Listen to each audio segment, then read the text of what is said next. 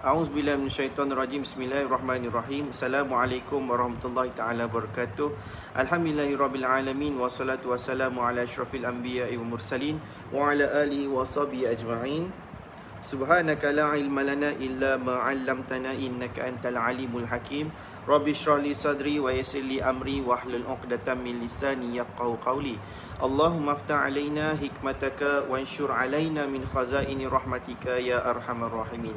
Amin ya rabbal alamin. Alhamdulillah, Alhamdulillah setinggi-tinggi kesyukuran kepada Allah SWT kerana memberikan peluang untuk saya bersama dengan tuan-tuan, dengan puan-puan pada minggu yang kelima untuk Klinik Guaman Syar'i bersama dengan saya, Fahmi Ramli. Terima kasih kepada semua yang sudi melapangkan masa, sudi untuk join pada malam ni. Dan seperti biasa, hari Rabu, malam Khamis ni adalah untuk saya menjawab segala persoalan. Saya ingin tegaskan terlebih dahulu, siapa yang tengok video ini selepas ni, saya harap benda ni boleh disampaikan juga kepada orang lain, iaitu kita mengadakan, saya sendirilah personally, saya buat Klinik Guaman Syar'i ni tidak lain dan tidak bukan adalah untuk menyediakan diri saya bagi membantu anda untuk menjawab segala persoalan. Sebab sebelum ni saya live, saya bercakap terlebih dahulu, kemudian saya ambil soalan, jadi ramai orang yang tak dapat tanya soalan. Dan saya percaya ramai orang selepas pada tu dia PM dan dia berharapkan untuk saya reply. Sorry sangat-sangat sebab saya tidak sempat masa untuk reply semua tu. That's why siapa yang PM dia akan naik auto respond, yang mana auto respond tu menyuruh untuk anda, siapa yang nak secara peribadi dengan saya, anda perlu set untuk consultation. So memang kini adalah satu tindakan profesional yang kita kena lakukan. Tapi ada orang tanya, tuan tak ada yang free ke? Yang free ni saya buat, iaitu saya cuba untuk mengambil masa saya sendiri pada waktu malam yang sepatutnya saya berehat, tetapi saya cuba untuk memberikan yang terbaik kepada anda untuk saya menjawab segala persoalan. So siapa yang nak bertanyakan soalan, ambilkan hari ini sebagai satu peluang. Setiap hari Rabu malam Khamis. Kalau tak sempat, masuk awal sikit pada hari Ahad malam Isnin. So hari macam ni memang untuk jawab soalan je. So terima kasih pada siapa yang masuk untuk tanyakan soalan. Kita santai-santai. Malam ni saya dress up ala-ala YB sikit. Kan? Sebab saya pakai songkok, sebab saya malas nak pakai pomade, nak sikat semua tu. Jadi saya kena nampak macam, barulah nampak macam peguam syari'i kan.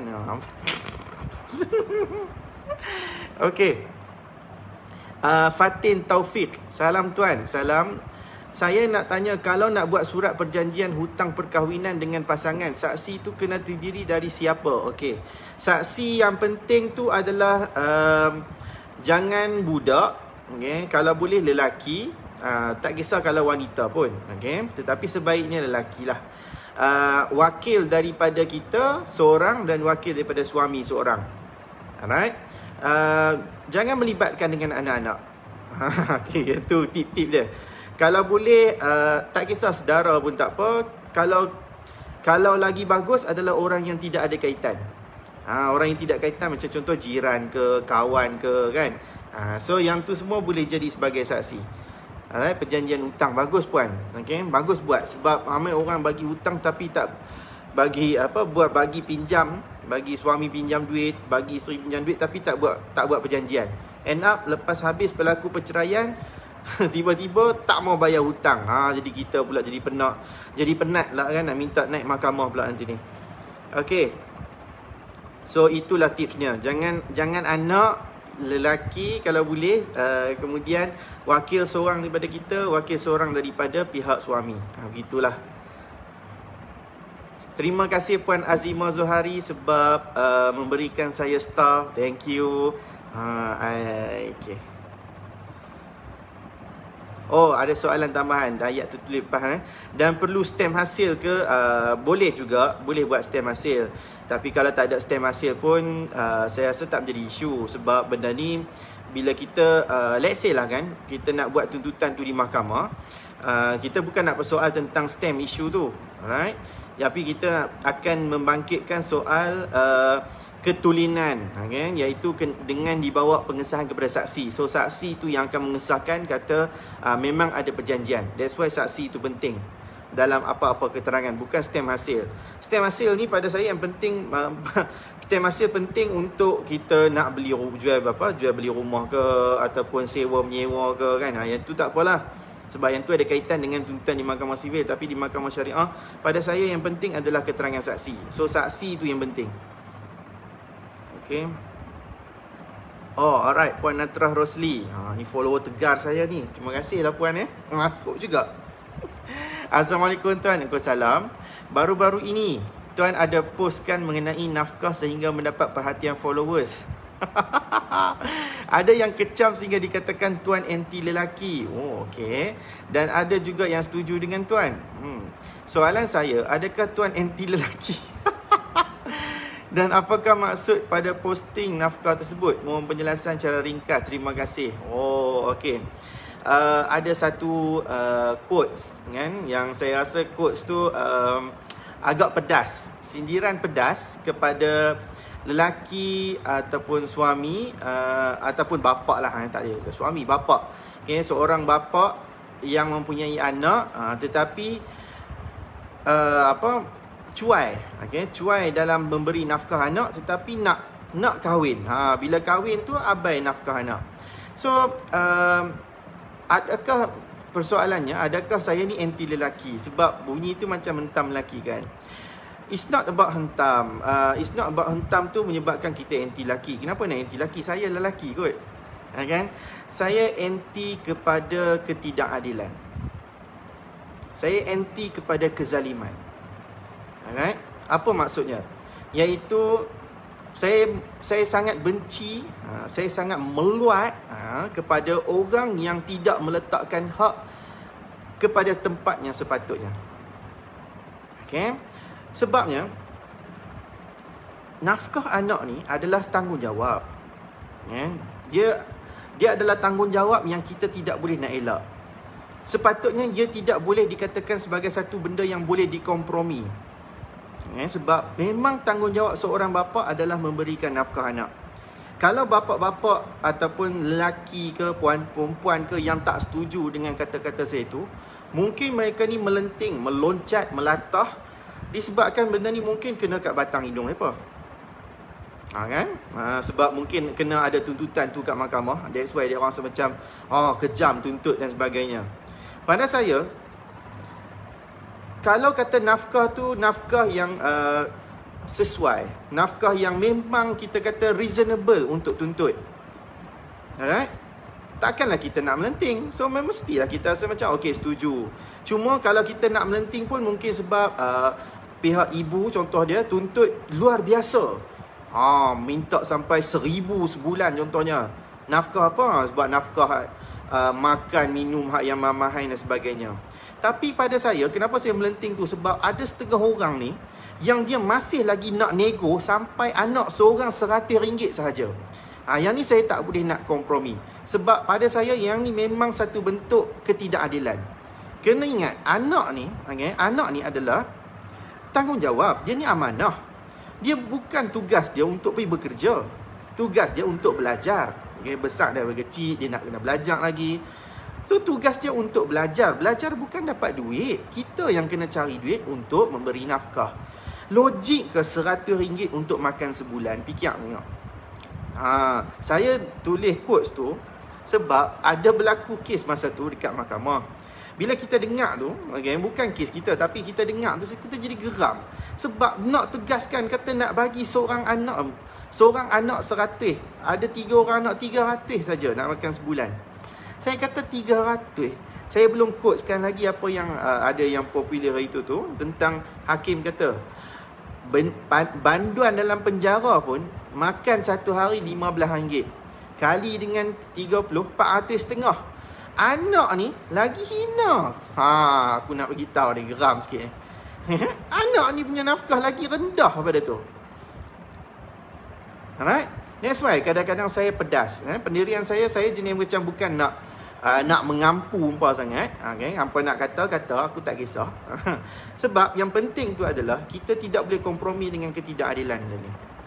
Okay? Kalau saya lebih respect kalau kata laki ni dia nak nego at least jumlah yang betul-betul munasabah. Macam kalau nak ikut kiraan banduan penjara tu pun tak apalah, RM15 tu satu hari. Okey lah, 4.5 plus sikit lah, RM50 untuk duit perubatan emergency contoh dia. So at least 500 tu saya rasa macam agak munasabah lagi lah. RM500. That's why saya bukan nak kata anak ni tak membawa kepada rezeki. Anak ni memang membawa kepada rezeki. Tetapi kalau hak jenis subuk-subuk ni, pelan-pelan juga kena kontrol. Kalau kita ni memang tak berkemampuan, nak tambah anak ramai, tak apalah. Tapi usahalah kena lebih nak cari nafkah. Jangan duk tuduh kata orang, bila ustaz-ustaz ataupun peguam hak bangkitkan tentang isu nafkah ni, tentang ketidakkecukupan benda ni, hang boleh pula duk pergi membazir, pergi kahwin boleh. Dia boleh tiak ni kan. Tu saya cerita kahwin tak apa lagi. Ni ada hak yang kata tak ada duit tapi perisa vape tiap-tiap bulan, tiap-tiap minggu dah beli. Tu belum cerita hak yang merokok tak kira lagi. Yang tu pandai pula. Main kat nafkah anak berkira. Pandai apa lah kan. Sebab memang dah kita tahu Allah dah bagi anak kat kita, jangan dah buat berkira. Ni nafkah anak pun berkira nak mampu. Sampai bagi dekat bekas isteri ni, kadang-kadang ada setengah tu bagi RM200 untuk sebulan. Kata ya Allah, untuk 3 orang anak. Saya kata pedia ni. Mujur aku tak jadi hakim lah. Kalau aku jadi hakim masa tu, memang aku tembak lah. Katalah. Sebab saya tak mau kata je lah. Sebab saya peguam cuma kita backup. Alright, tetapi saya bukan anti lelaki. Saya bukan anti lelaki. Sebab saya lelaki, kenapa saya nak anti pada lelaki? Kan? Saya pun tak anti perempuan. Alright, tapi saya anti kepada ketidakadilan dan kezaliman. Tu je. As simple as that. Alright? Sebab itulah pegangan yang kita kena pegang.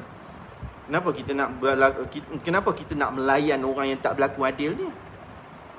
Okey?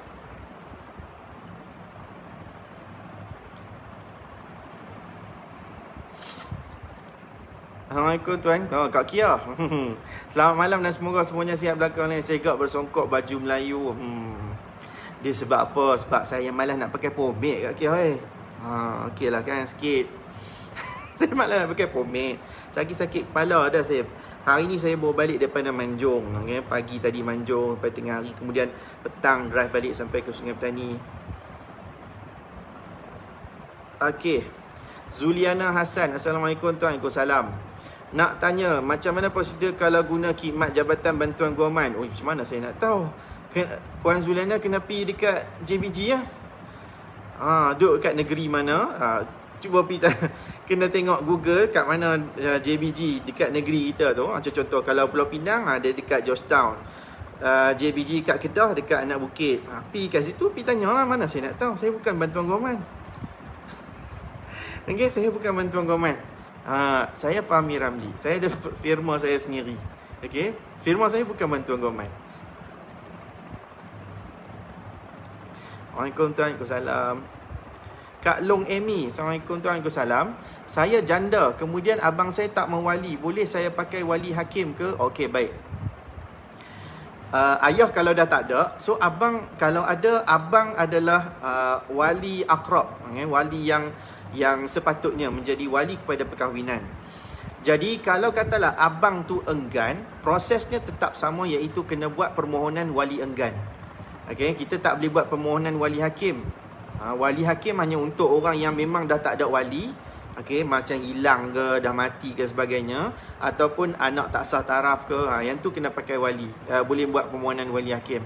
Tapi kalau kita masih ada abang kandung, abang sebapa, abang seibu sebapa, jadi abang ni memang layak untuk menjadi wali dan dia memang wali akrab.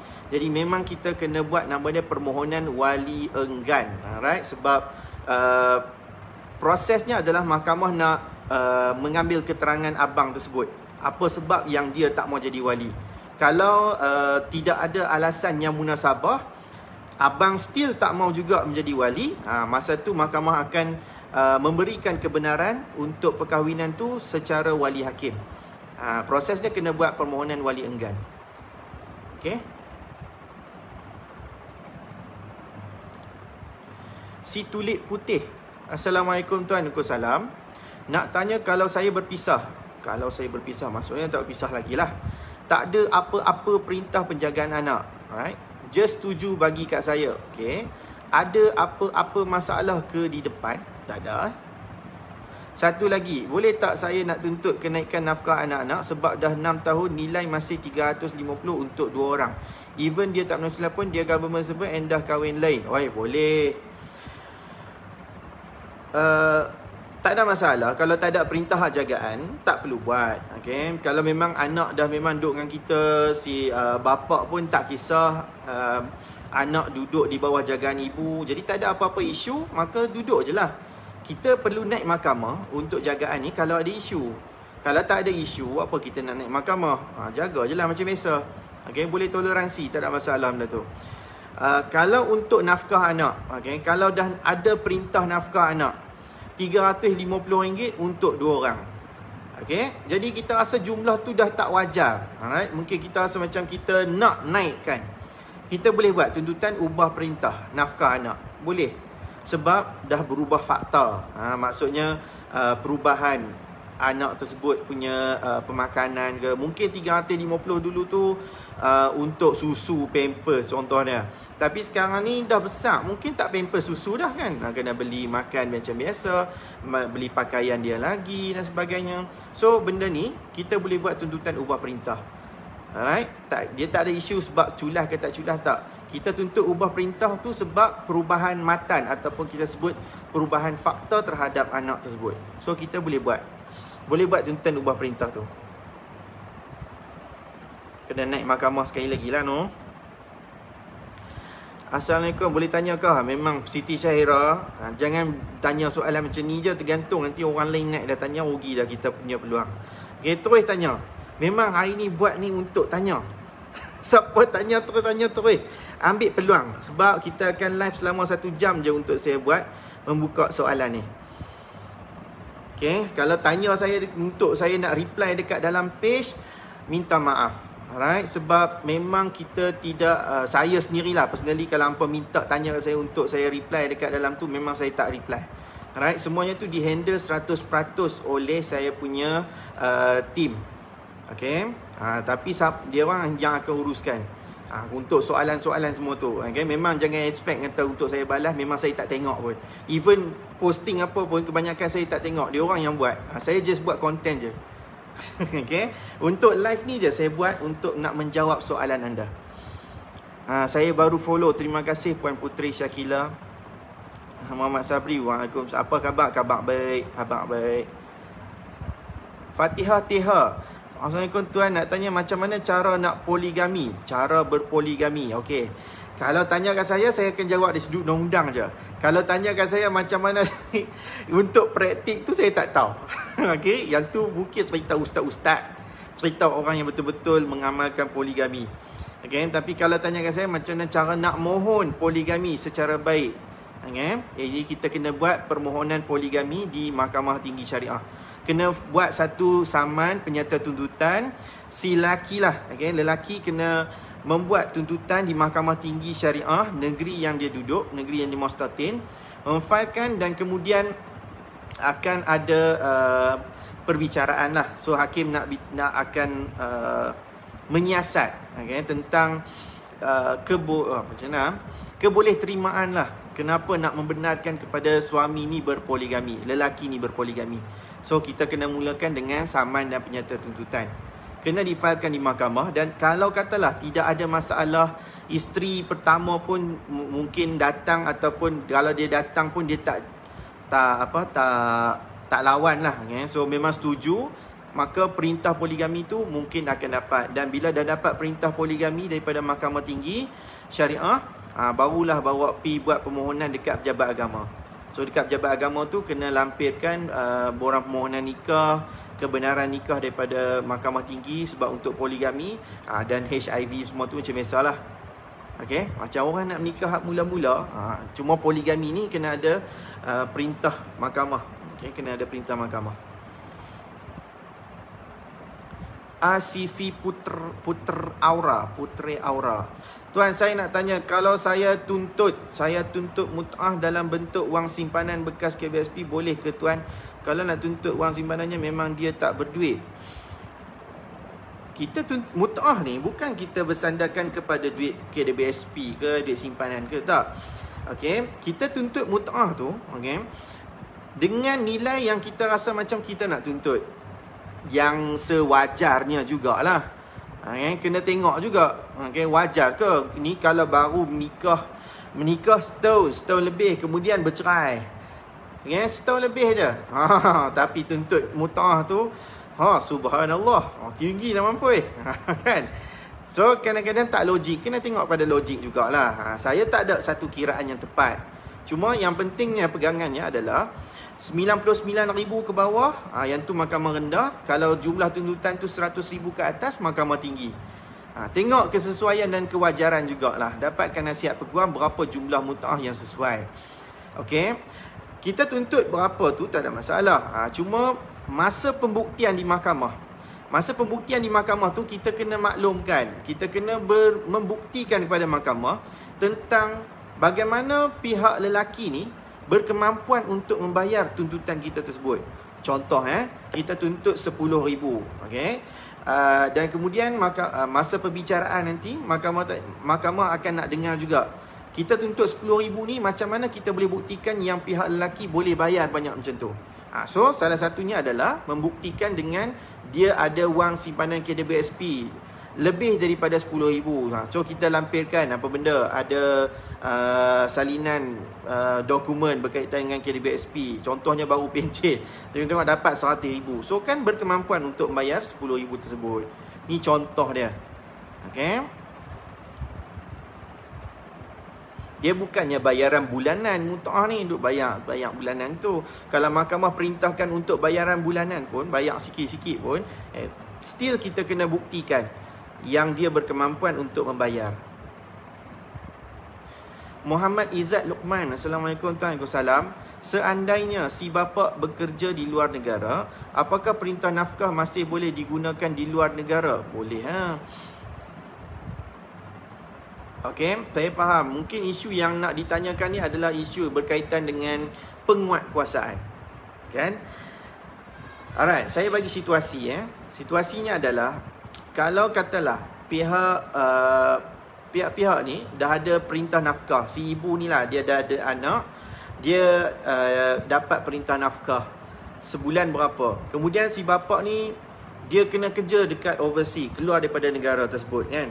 And then perintah tu masih lagi berkuat kuasa, dia still lagi kena bagi duit ikut sebagaimana yang diperintahkan.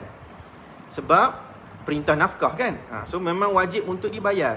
Dia kena bayar ikut jumlah yang diperintahkan. Cuma isu yang mungkin nak ditanyakan oleh Cik Izzat ni adalah, kalau katalah pihak lelaki ni dia tak menunaikan perintah, dia ada tunggakan, dia ada menghutang perintah nafkah tersebut. Okay, so yang ni lah problemnya, adalah isu penguatkuasaan kita panggil. Kalau katalah pihak-pihak masih lagi duduk dalam negara ni, at least kita akan boleh filekan saman penghutang penghakiman. Okay, kita boleh minta mahkamah untuk keluarkan satu saman kepada pihak yang dipertanggungjawabkan membayar tetapi dia berhutang. At least kita boleh paksa. Okay, boleh buat kelak warna tangkap pun, insya-Allah boleh. Tetapi kalau katalah orang yang berada di luar negara ni, ni problem dia. Kita mungkin boleh memfailkan tuntutan saman penghutang penghakiman untuk tuntut nafkah yang tertunggak. Okay? Cuma bagaimana kalau katalah perintah tu dah ada, tetapi dia tu still ada kat luar negara, bagaimana kita nak menguatkuasakan? Nak sekat akaun bank dia pun akaun bank sana contohnya, ataupun gaji dia gaji luar negara punya syarikat. Macam mana kita nak buat benda tu semua?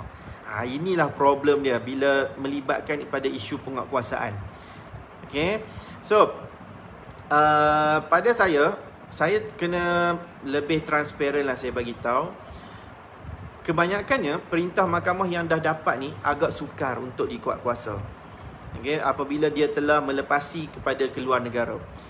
Perintah nafkah ke, perintah contoh buat lari anak, kan, anak dibawa lari ke luar negara. Dah ada perintah hak jagaan, tetapi bila sampai dah keluar negara, nak dapat anak tu susah.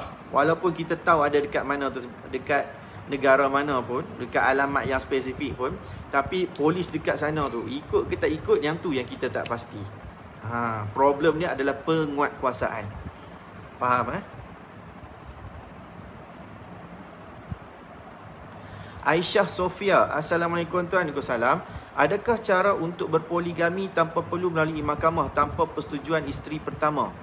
Ui, mana ada cara? Cara betul, cara yang betul memang kena naik mahkamah. Alright, yang tu cara betul. Cara yang tak betulnya tu hak pergi menikah kat Siam, pergi menikah kat Indonesia ke, hak pergi menikah kat luar negara ni tanpa melalui kebenaran pada mahkamah. Yang tu nama dia penikah tak betul. Nikah tak betul sisi undang-undang lah. Faham tanpa perlu untuk persetujuan isteri pertama ni sebenarnya tidak ada. Dalam undang-undang pun dia tak ada satu kod pun dia kata kena nak berpoligami ni kena ada persetujuan isteri pertama. Tak ada macam tu. Yang ada adalah mahkamah nak tengok tentang kelayakan. Kelayakan lelaki ni nak poligami ni mampu ke tidak? Berapa dia punya pendapatan, kerja dia apa sebab nak poligami, anak tak ada ke? Tu contoh dia. So yang tu semua tu yang akan disiasat. Cuma dia akan menjadi satu nilai tambah, adding value kalau kata isteri pertama setuju. Isteri pertama setuju, jadi maksudnya tidak ada bantahan. Tidak ada bantahan dan dia boleh dikatakan sebagai satu tanda yang lelaki ni seorang yang telah menunaikan tanggungjawab dia dengan baik dengan isteri pertama. Tu je. Dia tak ada pun kata memang tu syarat wajib kena dapat persetujuan. Tak ada puan-puan. Ada yang pihak wanita, pihak isteri pertama, dia datang ke mahkamah. Dia kata saya tak setuju poligami ni. Mahkamah akan suruh buat pembelaan. Dia bagi tahu apa alasan tak setuju. Dia bagi tahu kata saya tak setuju sebab saya tak sanggup dimadukan. Itu je alasan dia. Saya tak mau dimadukan, saya minta cerai. Yang tu bukan alasan. Alasan yang sesuai untuk nak lawan, contohnya kita beritahu suami tak layak poligami sebab dia punya gaji pun ciput je. Macam mana dia nak benarkan poligami? Nantinya akan ada banyak tanggungan ni. Tu contoh dia. Tu okey lah. Faham? So persetujuan ni tak ada dekat dalam mahkamah, dalam undang-undang maksud saya. Cuma kalau ada tu dia boleh memberi satu kemudahan lah. Memberikan tanda kepada mahkamah yang lelaki ni seorang yang berkemampuan untuk berpoligami. Itu sahaja.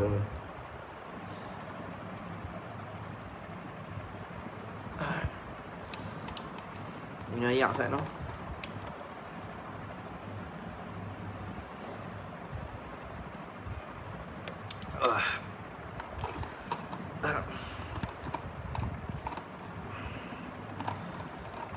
Okey.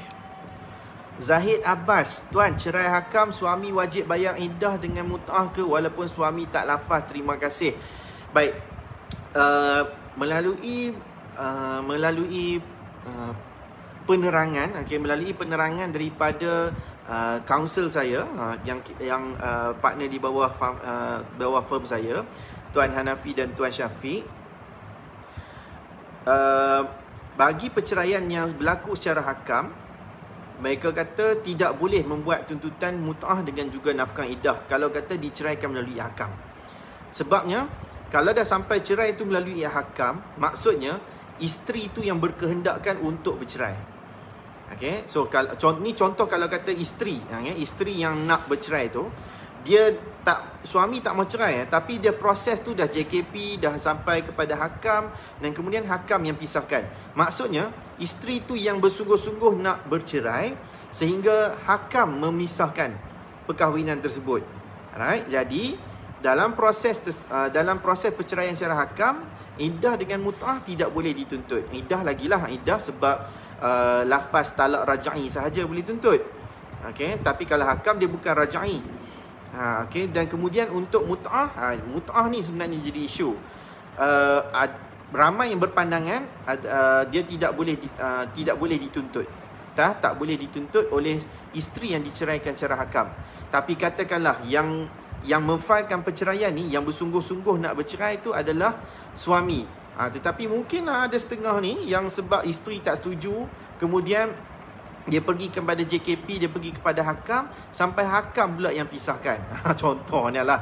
Okey, contohnya sampai tahap macam tu. Jadi si suami ni yang betul-betul nak sungguh-sungguh pisah, kemudian insya-Allah bekas isteri tu, pada saya dia boleh tuntut mut'ah. Sebab dia punya isunya siapa yang tuntut cerai tersebut. Itu kalau sampai kepada hakam lah. Okey. Siti Syahira, kalau sijil nikah yang tulen boleh laminate tak untuk kepentingan, takut kena basah atau kena makan tikus? Laminate lah, laminate, bor dalam peti besi, simpan baik-baik. Nak bor dalam peti ais pun ikut suka lah. Mana-mana tak apalah. Astagfirullahaladzim. Tanya, laminate lah, laminate. Bagus lah.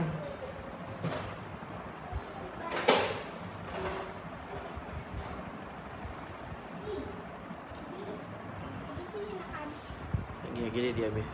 Lambat lagi, lagi setengah jam. Nurul Aini Sakinah, Assalamualaikum tuan. Waalaikumsalam.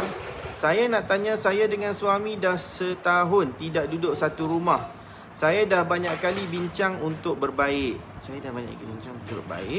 Saya nak dia taklik dengan apa yang dia buat kat saya, tapi dia tak nak. Jadi saya ambil keputusan file kat mahkamah untuk pisah. Dia tak nak pisah dengan saya, tapi dia tetap tak pedulikan kat saya. Nafkah semua dia tak nak bagi. Dia pun tak datang kat saya. Saya dah filekan kat mahkamah untuk cerai. Saya nak tanya, apa cara terbaik untuk saya buat? Puan dah filekan cerai tu. Kalau suami tak mau cerai kan, okay? Saya tak tahu puan filekan cerai apa. Kalau kata puan filekan tu perceraian Section 47, cerai secara baik. Saya boleh kata kebanyakan negeri mungkin tidak ada hakam. Jadi kalau katalah thank you ya. Sama. Katakanlah pihak lelaki tak mau ceraikan. Alah, ayam pun nak interframe. Okey. Kebanyakannya akan menasihati, right? Mahkamah akan menasihati untuk si isteri menarik balik tuntutan perceraian Section 47 yang difailkan tu, dan kita kena filekan tuntutan cerai taklik ataupun cerai fasah. Okey, kalau dah memang sebagai seorang isteri ni kita tak dapat nafkah. Okay, nafkah tu memang ditanggung sepenuhnya oleh diri kita sendiri. Makan, minum, pakaian, rumah, semua ni semua ditanggung oleh isteri. Okey, selama 4 bulan berturut-turut contoh dia. Okey, jadi kita mungkin boleh filekan cerai taklik. Ataupun mungkin ada setengah orang dia kata suami dia tak bagi nafkah yang cukup. Okay, bagi memang ala kadar je. So disebut sebagai cuai. Pun boleh filekan fasah dengan alasan cuai nafkah lebih pada 3 bulan. Okay, so kalau katalah memang perceraian tu adalah perceraian Section 47 dan suami tak mau ceraikan, maka pada saya tuntutan yang kita filekan ni adalah tuntutan yang tidak bersesuaian. Kita boleh tarik balik dan kita boleh filekan tuntutan fasah ataupun cerai taklik. Tapi nasihat yang terbaik adalah dapatkan nasihat guaman. Sebab bila kita nak filekan fasah ke cerai taklik ke, make sure kita ada peguam untuk bawakan kes tersebut. Sebab for sure kebanyakannya mahkamah akan menasihati kepada pihak wanita yang nak bercerai secara fasah ataupun cerai taklik melantik peguam, sama ada peguam bantuan guaman ataupun peguam swasta. Ikutlah yang mana kita mahukan. Lagi ya.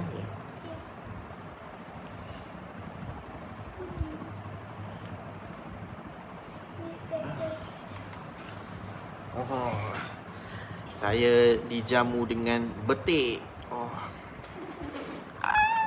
Bismillahirrahmanirrahim. Dah kan?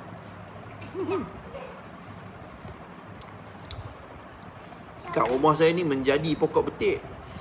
Pokok mata kucing itu tu tak menjadi. Tak menjadi tu saya tebang lah. Dah kacau jadi. Assalamualaikum tuan. Waalaikumsalam. Ni Puan Dia Siti Khadijah Ibrahim. Saya nak tanya, jika suami seorang tentera dan masih berkhidmat dan sudah ada isteri, suami ingin nikah seorang lagi. Okey, soalannya, adakah Jabatan Agama Islam akan hantar surat ke pihak tentera menyatakan yang si suami berkahwin seorang lagi? Suami dan perempuan itu orang Pulau Pinang. Tuan ada cakap sebelum ni, kalau orang Pulau Pinang tak perlu jika tidak perlu ke kita. Oi, salah ni Puan. Okey. Salah faham macam ni. Maksud saya macam ni. Kalau kita apa-apa pun, kalau suami yang nak berpoligami secara betul, okey, secara betul, dia kena filekan saman. Okay, dia kena filekan saman, membuat satu tuntutan untuk mendapatkan kebenaran daripada mahkamah bagi membenarkan dia untuk berpoligami. Bila dah dapat kebenaran tersebut, baru dia boleh berpoligami. Okey. Masa di mahkamah, okay, pastinya bila orang yang nak memohon poligami secara baik ni, mahkamah akan menghantar satu saman tersebut kepada isteri pertama untuk hadir dan membuat pembelaan, sama ada dia bersetuju ataupun dia nak membantah perkahwinan tersebut. Okey, yang ni untuk tuntutan yang tuntutan poligami secara baik, secara betul di sisi undang-undang. Jadi isteri pertama akan dipanggil. Tapi kalau cerita yang isteri tak dipanggil tu, isteri yang tak dipanggil ke mahkamah tu, yang tu ceritanya adalah permohonan pengesahan nikah. Maksudnya dia mungkin dah bernikah dekat Siap ke, bernikah kat Indonesia ke, ataupun mungkin nikah secara sindiket ke, tanpa kebenaran daripada mahkamah. Poligami tanpa dibenarkan ni. Jadi contoh, tak kisahlah tentera ke, doktor ke apa pun, pergi nikah dekat Siap, dapat dah isteri kedua, balik mai ke Pulau Pinang buat pengesahan. So bila buat pengesahan tersebut, memang isteri pertama tak akan dipanggil. Dia dalam pemohon yang tadi tu saman, dalam saman untuk permohonan poligami secara baik tu, dia ada nama suami sebagai plaintiff. Dia ada nama bakal isteri sebagai plaintiff 2. Contohnya, dia ada nama defendant, iaitu isteri pertama. Tu contoh dia. Tetapi kalau untuk permohonan pengesahan nikah, nak mengesahkan nikah poligami, dia tidak ada pihak lawan. Dia hanya ada pihak pemohon. Pemohon 1, suami. Pemohon 2, isteri baru yang menikah tu. Itu sahaja. Dia tak ada pihak responden untuk dipanggil. Dia tak ada pihak yang nak lawan ni. Sebab permohonan pengesahan nikah poligami, permohonan pengesahan nikah poligami nak mengesahkan rukun nikah. Cukup tak masa menikah tu? Depa PCM ni cukup tak segala dokumen, segala rukun semua ni complete? Kalau complete semua tu, apa guna untuk panggil isteri pertama? Betul juga, sebab mengesahkan nikah, nak mengesahkan rukun nikah. Tak ada pun dikata dalam rukun nikah ni isteri pertama. Yang ada adalah suami, isteri, saksi, wali dengan akad. Suami kita lah, isteri baru, saksi 2 orang saksi, wali siapa wali perkahwinan tu, dan kemudian akad dia macam mana. Itu je perkara yang kena dibuktikan. So jangan keliru antara tuntutan kebenaran poligami dengan tuntutan pengesahan nikah poligami. Dua benda yang berbeza.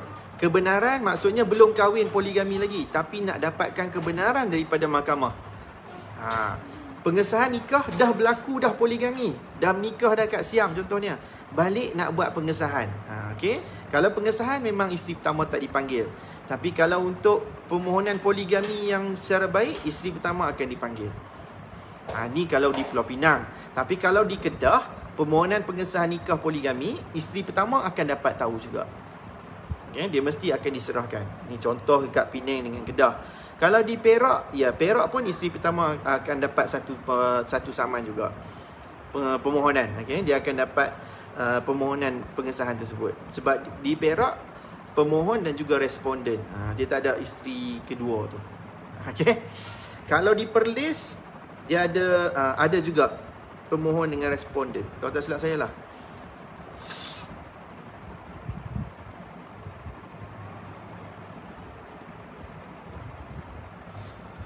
Ruzaini, Assalamualaikum tuan. Saya nak bertanya sikit. Esok saya naik mahkamah syariah. Oh, okey.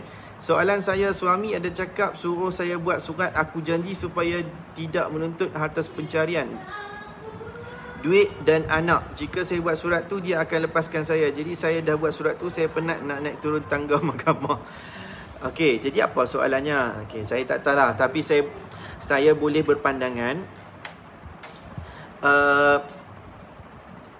Puan mungkin ada kerisauan kan? Kerisauan tentang betul ataupun tidak tindakan kita tu.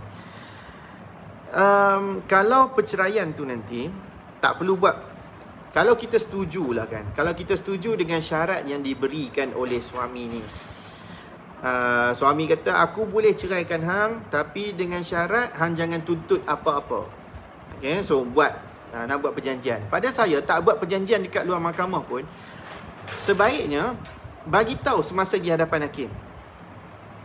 Contoh kita tak buat perjanjian dekat luar mahkamah, tak ada sign-sign apa pun kat luar mahkamah, kat rumah ke semua ni.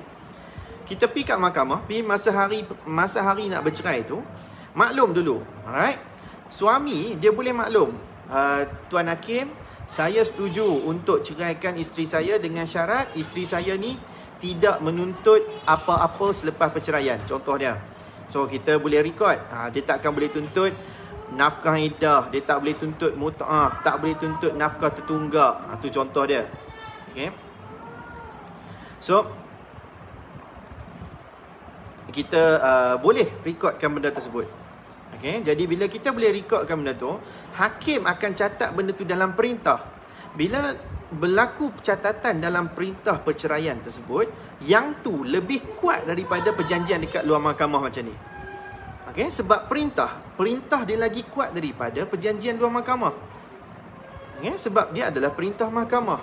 Perjanjian hampa sendiri je. Tak ada siapa pun nak mengikat benda tu. Okay, so pada saya yang terbaiknya adalah tak perlu pun nak buat perjanjian. Tapi kalau dah buat pun tak apalah. Cuma dia macam nak kena maklum sekali lagi juga kepada hakim nanti. Okay, so kita pulang. Kalau kita setuju benda tu, kita bagilah perjanjian benda tu. Sebab kita pun mungkin tak mau naik turun panjang, naik turun banyak kali mahkamah. Kita pun nak selesai dengan cara yang baik. Kita pun dah malas nak fikir tentang tuntutan apa-apa. Mungkin kan. So settle lah. So tak perlulah kita nak buat tuntutan apa-apa selepas perceraian. Asalkan benda tu ada dalam record. Yang tu lebih bagus.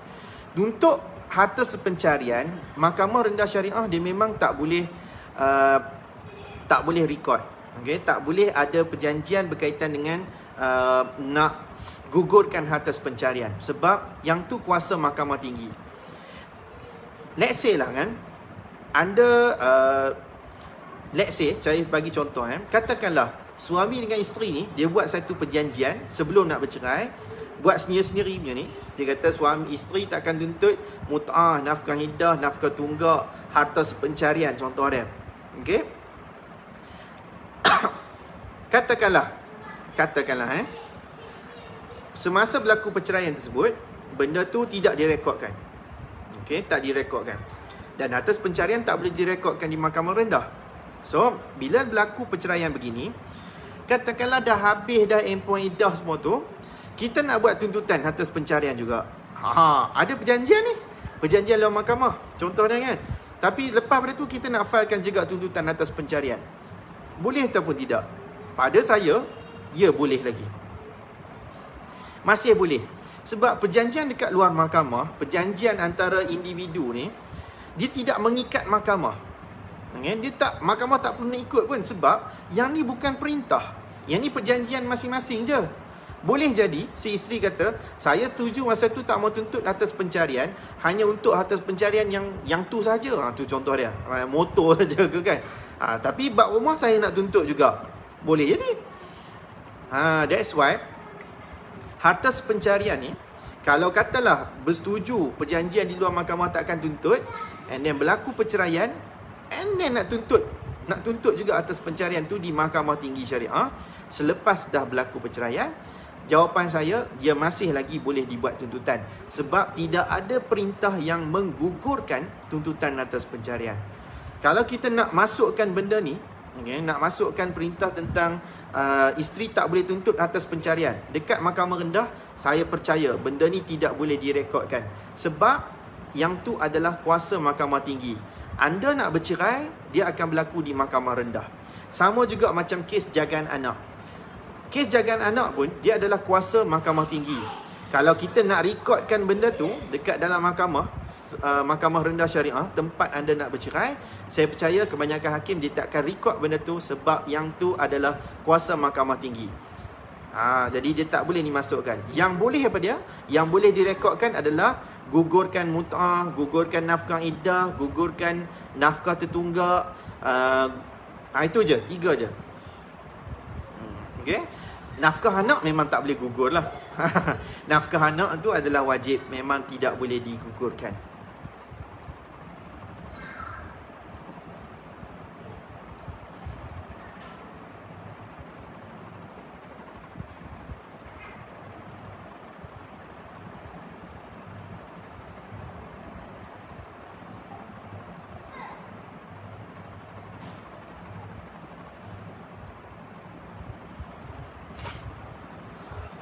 Fatin Taufik, bagaimana pula kalau nak buat tuntutan upah menyusu untuk ibu yang menyusukan anak tanpa henti sehingga umur 2 tahun? Valid ke tuan? Pada saya jawapannya adalah tuntut dekat dalam tuntutan nafkah anak. Kita tuntut tu untuk sekejap. Dia masuk dalam tuntutan apa?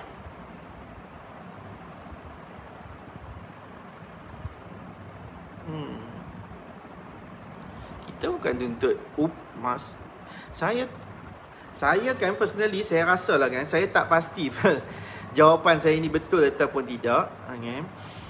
Kalau nak tuntut nafkah anak maksudnya nafkah yang dibayar kepada anak. Tapi kita bukan nak minta nafkah dibayar kepada anak, sebab kita minta upah susu, kan? Upah untuk menyusukan anak. Upah tu kepada diri ibu tu. Jadi saya rasa dia bukan nafkah anak. Kalau untuk tuntutan upah menyusu, pada saya dia mungkin lebih sesuai dan wajar untuk dalam hutang dalam perkahwinan lah kot. Nak kata nafkah tertunggak, tak juga. Nafkah is makan, minum, pakaian, tempat tinggal. Yang ni agak rare. Saya pun tak berani nak jawab benda ni. Alright, saya pun tak pasti, sebab dalam kod kes mahkamah pun tidak ada satu tuntutan yang spesifik untuk tuntut upah menyusu ni.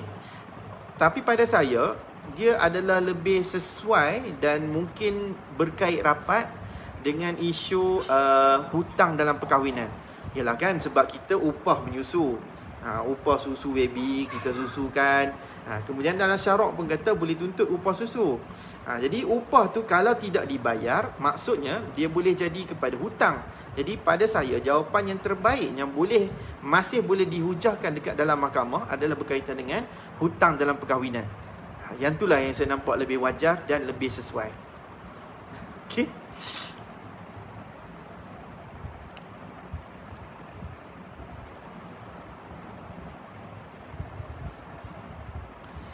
Kak Long Amy, tuan, saya nak tanya, saya diceraikan bersyarat mut'ah atau pencarian dan nafkah indah. Jadi soalan saya, hak saya personal dengan dia boleh saya ambil ke? Apa benda hak personal? Saya tahulah apa benda yang hak personal, puan. Kalau spender saya tak tahulah.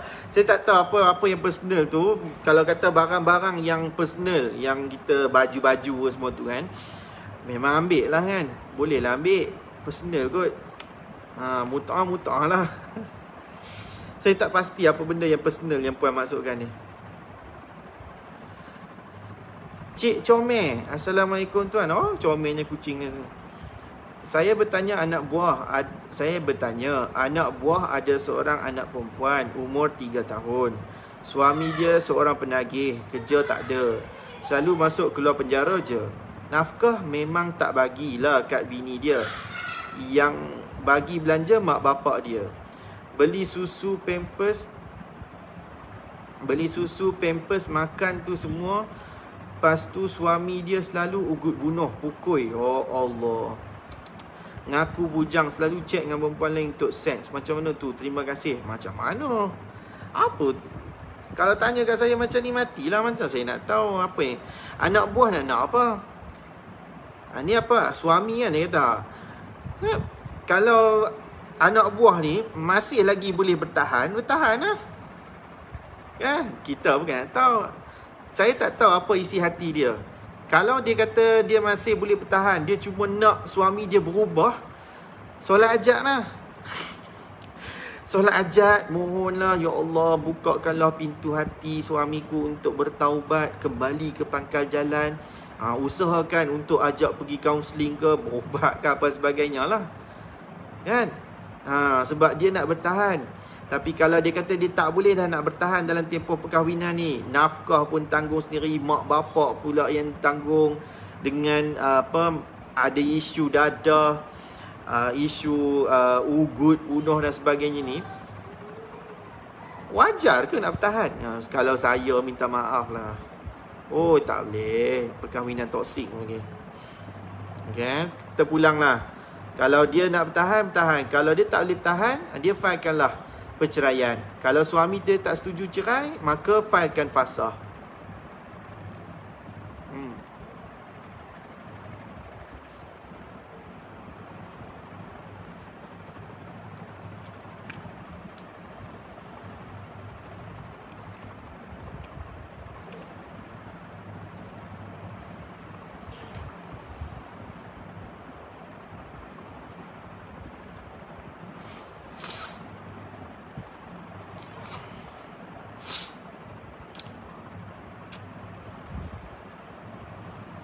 Segak no.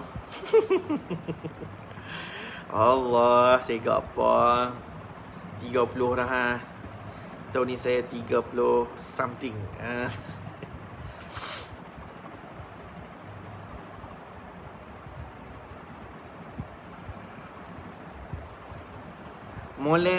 Molek juga TF jadi hakim terbaik, adil tak telah wanita zalimi. Oh, tak mahu. Tak boleh. Saya tak boleh jadi hakim sebab jiwa saya jiwa sosial, okay? Iaitu saya suka main Facebook, saya suka tengok, saya suka berinstagram dan sebagainya. Lagi 5 minit. Okay? Jadi kalau kata jadi hakim, saya tak boleh buat semua benda tu. Hakim dia ada batas dia, ya? Dia ada had dia yang dia tak boleh lebih daripada had dia tu. Kalau tengok dalam Nizam Al-Qadha, iaitu tata cara penghakiman, okay, adab qadi ni, dia tidak boleh bergaul dengan orang tau. Dia kena duduk, kita panggil apa, berasingan. Sampai macam tu lah.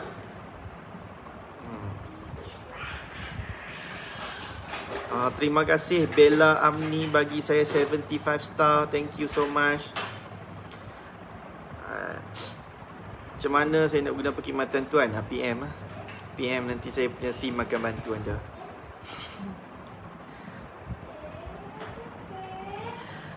Okay, cuma saya kena peringatkan lah, saya buat benda ni memang ikhlasnya adalah untuk berkongsi, okay? Untuk menjawab, berkongsi ilmu dan juga berkongsi pengalaman lah, okay? Saya bukan nak mengajar. Saya tak pandai sangat lah macam guru-guru dan sebagainya. Cuma kita berkongsi apa yang kita tahu dan apa yang kita bawakan kes. Peguam syar'i, kalau untuk perkongsian umum lah, dia berbeza dengan peguam sivil, okay? Iaitu peguam sivil kalau ditauliahkan, okay? Kalau dia dah habis belajar, kemudian dia kena chambering 9 bulan, kemudian dia akan long call, iaitu dia akan kita panggil tauliah, ditauliahkan dekat dalam Mahkamah Tinggi Malaya, yang dia boleh praktis satu semenanjung. Kalau yang duduk di Sabah Sarawak, dia boleh ditauliah di Mahkamah Borneo, kemudian dia boleh praktis satu Sabah dengan Sarawak. Okay, so yang ni sivil, dia boleh masuk setiap negeri. Tapi kalau syariah ni, dia tak semua negeri, okay? Dia satu negeri satu, ikut mana negeri yang dia ada sijil, kita panggil mana negeri yang dia ada tauliah. Macam contoh saya, personally saya Perlis, Kedah, Penang dan juga Perak. Macam Perak tadilah saya boleh pergi sampai ke Manjung. So satu Perak tu besar kan. So daripada Perlis sampai ke Perak. Tapi saya tak ada lah Kelantan, Terengganu, Selangor, Kuala Lumpur, Negeri Sembilan, Johor, Melaka, semua tu saya tak ada. Pahang, Sabah, Sarawak lagi lah. Okay. So tetapi saya punya partner, saya punya counsel saya, Hanafi dan juga Tuan Syafiq. Tuan Syafiq dengan Tuan Hanafi, satu di Kelang Shah Alam dan satu lagi di Tuan Syafiq di Bangi. Okay. Dia orang bawa kes yang di Kuala Lumpur, Putrajaya, Selangor dan Negeri Sembilan. Macam itulah. So kita punya team kita ni daripada senaknya boleh cover daripada Perlis sampai ke Negeri Sembilan. Tapi kita tak ada sampai ke Johor, tak ada sampai Melaka. Begitulah. Tapi saya kongsikan ni apa-apa pun dia sebagai satu ilmu untuk kita je lah, nak mengetahui peguam syar'i ni dia macam ni, dia tak ada negeri-negeri je yang boleh praktis. Ada juga yang peguam syar'i yang dia ada semua negeri, daripada Perlis sampai ke Johor ada. Okay, cuma dok kena tiap tahun ni dok kena bayar. Renew dia boleh tahan juga. Kan, satu negeri ni macam negeri Kedah, dia punya bayaran renew dia mahal. Berapa ratus tak, saya pun tak ingat dah. Okey, Pulau Pinang berapa, Perlis berapa, Perak berapa, Selangor berapa. Kalau total up semua tu, kalau tiap-tiap tahun sakit juga lah kan. Berapa negeri kita ni, beza pula tu. Ada yang 100, ada yang 200, ada yang 300 pun ada. Berapa denda yang dikenakan jika ingin membuat pengesahan nikah? Yang membuat pengesahan nikah tak kena denda lagi. Dah disahkan nikah tu, baru akan dipanggil oleh pendakwa di Mahkamah Syariah dengan satu kes jenayah, iaitu nikah tanpa kebenaran dan juga mungkin lewat mendaftar pernikahan. Kalau kata poligami tanpa kebenaran. Okey. So, kalau kata yang tu selepas dah disahkan nikah. Kalau kita buat pengesahan nikah tetapi nikah tersebut tak sah, maka tak ada lah denda-denda ni, sebab nikah tu pun tak sah. Kan? Dia bila dah disahkan nikah, kita memang terbukti nikah tanpa kebenaran dan sebagainya ni, maka kita boleh dikenakan denda. Right? Tapi dalam undang-undang dia bukan sekadar denda, cuma biasanya orang ditawarkan, orang dengar memang denda sahaja. Tetapi ada satu kes tau, masih nak kongsikan. Kes ni memang kes yang dilaporkan di dalam jurnal hukum, yang memang dilaporkan melalui kes Mahkamah Syariah yang dilaporkan, right? Iaitu kes orang nikah poligami tanpa kebenaran dan dia ingat dia kena denda saja, tapi tengok-tengok kena penjara. Anda semua kenal. Okay? Saya bukan kata nak mengaibkan, tapi tujuan untuk kita belajar. Okay? Belajar daripada kes yang telah dilaporkan, iaitu kes Datuk Seri Bom Mokhtar. Okay? Bom Mokhtar kan ahli parlimen Kinabatangan.